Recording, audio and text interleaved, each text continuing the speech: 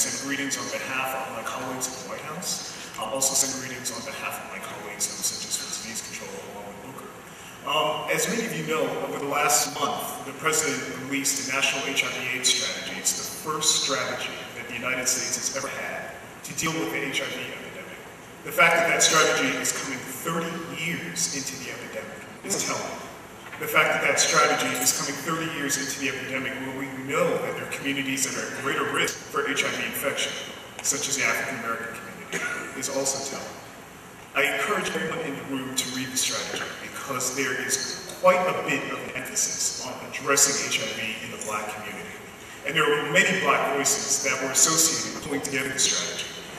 We held many community discussions, one right here in Atlanta a year ago, as well as in many other primarily African-American cities such as Washington, D.C., in the Virgin Islands, Oakland, California, and many other places. And we also had quite a help from congressional representatives, from Representative John Lewis to Sheila Jackson Lee, Barbara Lee, Keith Ellis, and Donna Christensen, and many others. And those voices were critical to developing a strategy that we know would really help what's taking place in terms of HIV in the Black community. As we heard this morning, the house is burning. Our house has been burning for quite some time, and there needs to be a comprehensive response to deal with what's taking place in our community. And I'm very happy to see everybody here today who's prepared to deal with that response. I think it would be a mistake for us to say that the church has not been educated to help. The Black church has been involved in HIV for quite some time, and there have been organizations that have been involved, and pastors and churches that have been at the forefront of dealing with HIV in the Black community for quite some time.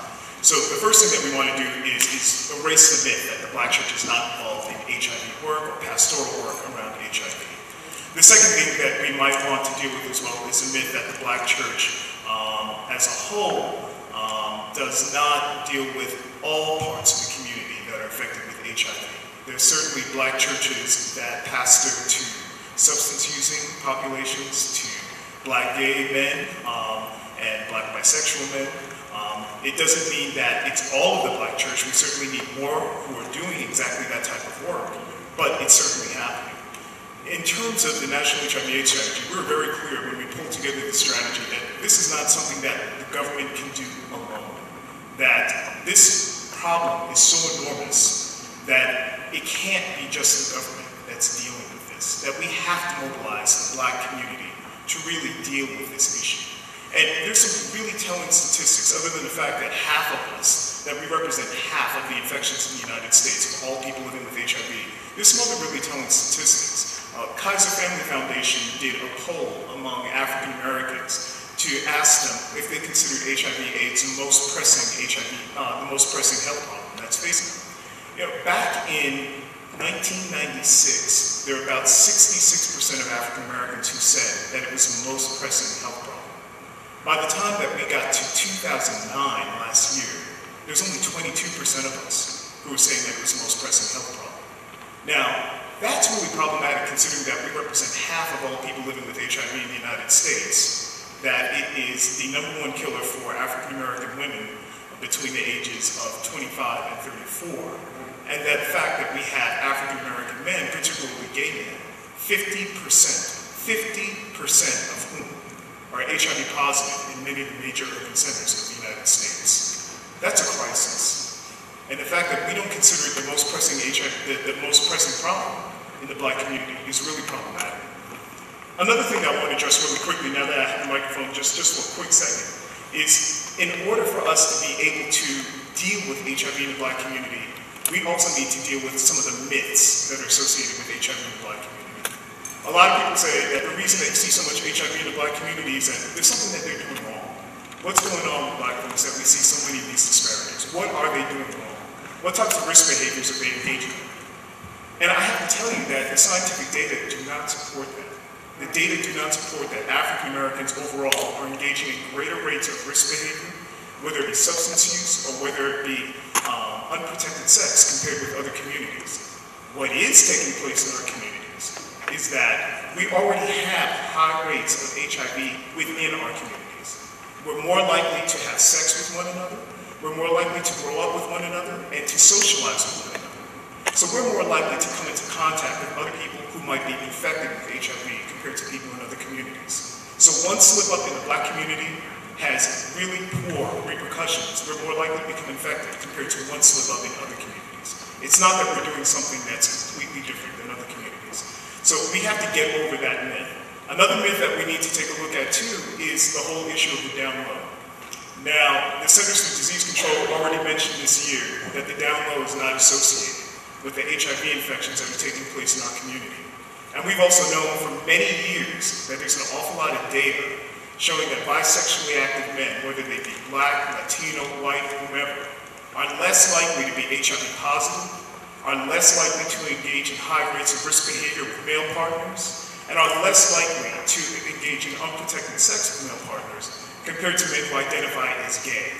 So we have to be very clear that it's not about the down low. That's not where most of the infections are. Most of the infections are among those men who are already out and gay identified in our communities. And there are many of us who may or may not be willing to deal with those men. But in order for us to deal with the epidemic in this community, we're going to have to deal with those men. Now, don't get me wrong. I'm not saying that there are not bisexually active men who are not infecting black women. That is absolutely happening.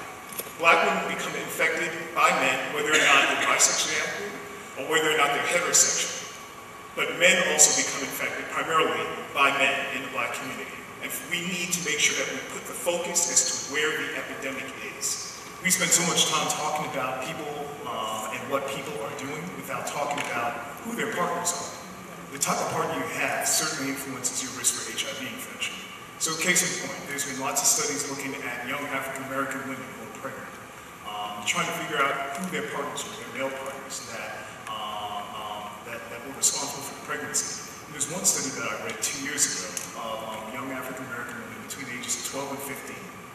And what they found is that the average age of their male partners was 26. Now, why that's a problem is that we know that as people age, you're more likely to have people with HIV infection.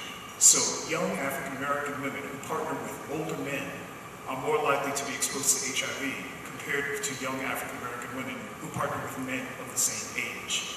So that's another issue that we need to take a look at. That's something else that we can put in our prevention messages to talk about where some of the risks are associated with HIV infection.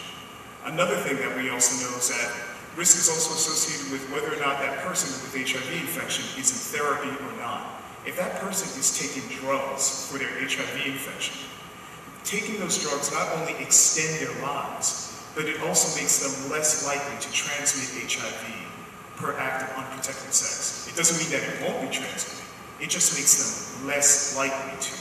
So that's why it's so important, especially in our community, to get people who are HIV positive into care, to get people on medications, not only for their sake, but also for the sake